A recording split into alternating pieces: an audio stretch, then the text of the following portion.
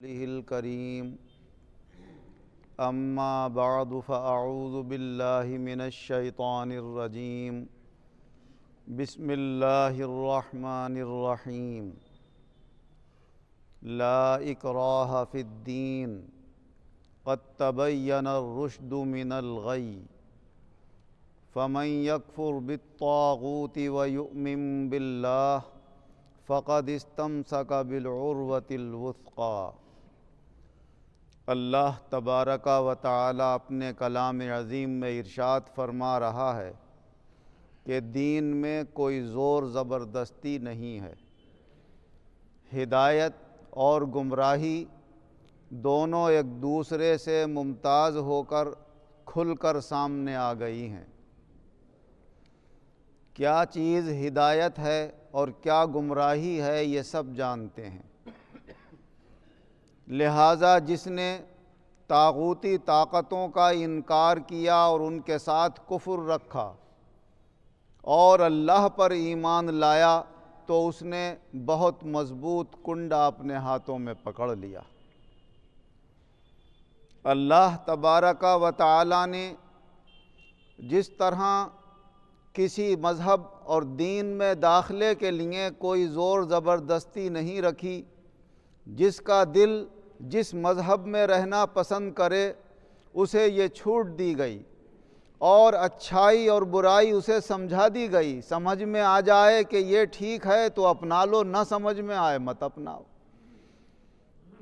اصل حساب کتاب اللہ کے یہاں جا کر آخرت میں ہوگا، اور اللہ تبارک و تعالی پھر اسے اس حقیقت کو کھول کر بتائے گا کہ جب تو سمجھ رہا تھا کہ صحیح یہ ہے تو نے صحیح کو کیوں نہیں اپنایا، جب تیرے علم میں یہ آ گیا تھا یہ غلط ہے تو اس سے کیوں نہیں بچا تھا۔ تو یہاں تو کوئی بھی تعویلیں کر دے، کوئی بھی گھما پھرا کر بات بنا لے، لیکن اللہ کے یہاں کوئی تدبیر چلنے والی نہیں ہے اور کوئی چال وہاں پر کامیاب ہونے والی نہیں ہے۔ تو جس طرح دین میں داخل ہونے میں زبردستی نہیں، اسی طرح جب کوئی مذہب اسلام قبول کر لے تو اسلامی احکام پر ہر بات پر ہمیشہ عمل کرنا بھی کوئی لازم اور ضروری نہیں ہے۔ اگر کوئی شخص صحت کے زمانے میں جس طرح عمل کر سکتا ہے تو بیماری کے زمانے میں یہ ضروری نہیں قرار دیا گیا کہ صحت میں جیسے کر رہے تھے بیماری میں بھی ویسے ہی کرنا پڑے گا۔ صحت میں اگر آپ کھڑے ہو کر نماز پڑھ رہے تھے، اب بیماری ایسی ہے، کمزوری ایسی ہے، کھڑا نہیں ہوا جاتا تو آپ بیٹھ کر پڑھ سکتے ہیں، بیٹھا نہیں جا سکتا تو لیٹ کر پڑھ سکتے ہیں۔ اللہ تعالیٰ فرماتا ہے یرید اللہ بکم اليسر ولا یرید بکم العسر، اللہ تمہارے ساتھ آسانی کا ارادہ رکھتا ہے، کوئی دشواری یا مشکل بات تمہارے اوپر لاگو کرنے کا ارادہ نہیں رکھتا۔ لہٰذا جب ہمارے شہر میں اور آس پاس جہاں بھی جاڑوں کا موسم آتا ہے، ہم اپنے موزوں کے اوپر اگر چمڑے کے موزے پہن لیتے ہیں تو ہمارے لیے یہ چھوٹ ہو جاتی ہے کہ جب تم نے پاؤں دھو کر یہ چمڑے کے موزے پہن لیے تو وضو کرتے وقت اگر تمہارا وضو ٹوٹ بھی جائے اور دوبارہ وضو کرو تو چمڑے کے موزے اتار کر پاؤں دھونا کوئی ضروری نہیں ہے، تمہاری مرضی ہے، چاہو دھو، چاہو ہاتھ منہ دھونے کے بعد سر مسح کرنے کے بعد جب پاؤں دھونے کا نمبر آئے اور چمڑے کے موزے پہنے ہوئے ہو تو بس بھیگے ہوئے ہاتھ موزے کے اوپر پھیر لو۔ سیدھے والے پر بھی ایک بار پھیر لیا جائے ہاتھ اور دوسرے والے پر بھی پھیر لیا جائے، اس کی تلی میں ہاتھ پھیرنے کی ضرورت نہیں ہے، اوپر کے حصے ہی پر مسح کیا جاتا ہے۔ حضرت مغیرہ بن شعبہ رضی اللہ عنہ روایت فرماتے ہیں کہ میں حضور صلی اللہ علیہ وسلم کے ساتھ غزوہ تبوک میں شرکت کے لیے گیا تھا۔ صبح کا وقت تھا، فجر سے کچھ پہلے کا۔ ہم مسلمانوں کے لشکر سے وہاں پر دونوں رک گئے اور لشکر آگے کو روانہ ہو گیا۔ حضور صلی اللہ علیہ وسلم کو قضائے حاجت کی ضرورت پیش آئی تو آپ ایک طرف کو جنگل میں کو چلے گئے قضائے حاجت کے لیے۔ میں نے یہ ارادہ کیا کہ اب آ کر حضور وضو کریں گے تو میں نے ایک لوٹے کے اندر پانی بھر کے رکھ لیا کہ حضور آئیں گے تو میں وضو کرا دوں گا۔ جب حضور صلی اللہ علیہ وسلم اپنی ضرورت پوری فرما کر واپس آئے، فرماتے ہیں حضور جب وضو کرنے بیٹھے تو میں نے پانی ڈالا، حضور نے گٹوں تک ہاتھ دھوئے، اپنا چہرہ دھویا، اور جب ہاتھ دھونے کا وقت آیا تو جو آپ جبہ پہنے ہوئے تھے آپ کی اس کی آستینیں اوپر چڑھانا چاہیں تو وہ تنگ تھیں، اوپر کو نہیں چڑھ پائیں، تو آپ نے آستینیں اتار کر ہاتھ باہر نکال لیے اور جبہ اپنے کاندھوں پر ڈال لیا، اور جبہ اتارنے کے بعد پھر آپ اپنے ہاتھ دھوئے۔ فرمایا جب پاؤں دھونے کا اور سر کا مسح کیا، اور اس وقت حضور عمامہ باندھے ہوئے تھے سر پر، تو آپ نے بقدر پیشانی ذرا سا اٹھا کر ہاتھ سے اوپر کو تھوڑا سا پیشانی کے اور بالوں پر ہاتھ پھیر لیا، اور باقی ایسی سر کے اوپر عمامے کے اوپر ہاتھ پھیر لیا۔ تو اگر مسح کرنے میں 1/4 حصے کے بال بھیگ جاتے ہیں تو فرضیت مسح کی ادا ہو جاتی ہے، تو 1/4 سر کا مسح کرنا حنفیہ کے یہاں سنت واجب ہے، فرض ہے، اور پورے سر کا مسح کرنا جو ہے وہ سنت ہے۔ اگر پورے سر کا مسح نہیں بھی کیا تو کم سے کم 1/4 سر کا مسح کر لے تب بھی اس کا وضو ہو جاتا ہے۔ فرماتے ہیں جب پاؤں کا نمبر آیا تو میں جھکا کہ آپ کے چمڑے کے موزے تھے میں اتار دوں، آپ پاؤں دھو لیں، تو آپ فرمایا نہیں رہنے دو، میں نے پاؤں دھو کے ان کو پہنا ہے۔ تو پھر حضور صلی اللہ علیہ وسلم نے خفین کے اوپر ہی مسح فرما لیا۔ اور ایک روایت میں یہ بھی ہے کہ حضور صلی اللہ علیہ وسلم سے انہوں نے یہ بھی عرض کیا، یا رسول اللہ آپ نے موزے نہیں اتارے، کیا آپ بھول گئے؟ فرمایا تو بھول گیا، مجھے تو اللہ نے ایسی حکم دیا ہے کہ جب میں پاؤں دھو کر چمڑے کے موزے پہنوں تو اس کے اوپر مسح کر سکتا ہوں۔ تو اس زمانے میں یا تو چمڑے کے موزے پہنے جاتے تھے، یا کوئی موٹا کرمچ وغیرہ اس طرح کی چیز ہوتی تھی اس کے پہنے جاتے تھے، تو اس کے اوپر مسح کیا جا سکتا تھا۔ اور یہ جو ہم آج کل نائلون کے یا کپڑے وغیرہ کے بنے ہوئے مشینوں کے جو یہ موزے پہنتے ہیں، اس کے اوپر مسح کرنا درست نہیں ہے۔ بہت سارے لوگ جو غیر مقلد جنہیں ہم کہتے ہیں، اہل حدیث بھی وہ اپنے آپ کو کہتے ہیں،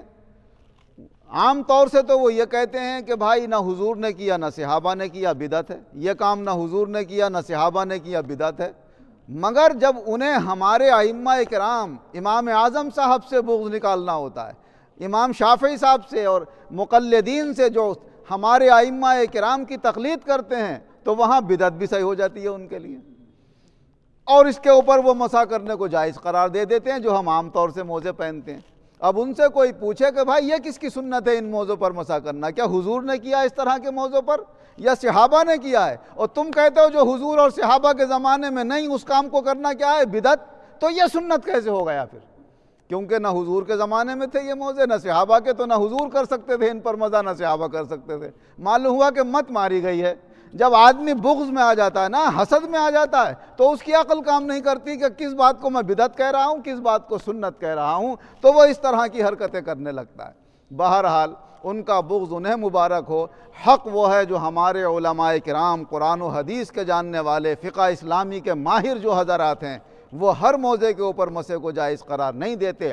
صرف وہ موضع کہ جن میں ہمارا پانی وغیرہ سرایت نہ کر سکے، اگر ان کو ہم نے پاؤں دھو کے پہنا ہے تو ان کے اوپر بجائے پاؤں دھونے کے مسح کیا جا سکتا ہے۔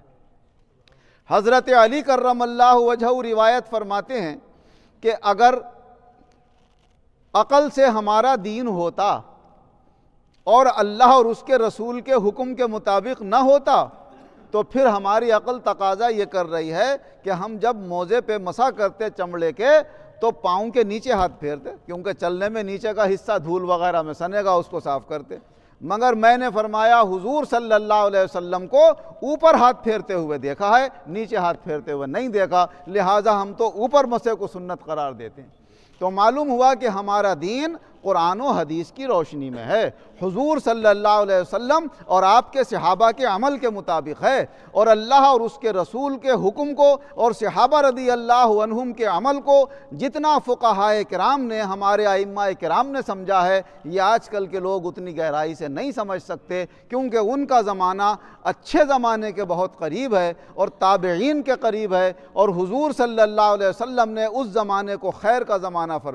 فرمایا خیر القرون قرنی ثم الذین یلونہم ثم الذین یلونہم، سب سے بہتر میرا یعنی جو صحابہ کا زمانہ ہے یہ ہے، اس کے بعد تابعین کا زمانہ، اور اس کے بعد تبع تابعین کا زمانہ، اور بعد والوں کے لیے کوئی خیریت نہیں ہے۔ اگر اس زمانے کو نمونہ بنائیں گے تو خیریت ہے، اور نیا کوئی طریقہ اپنی طرف سے نکالیں گے تو اس میں کوئی خیریت کی بات نہیں ہے۔ لہٰذا پرانے زمانے کو دیکھ کر ہم عمل کریں،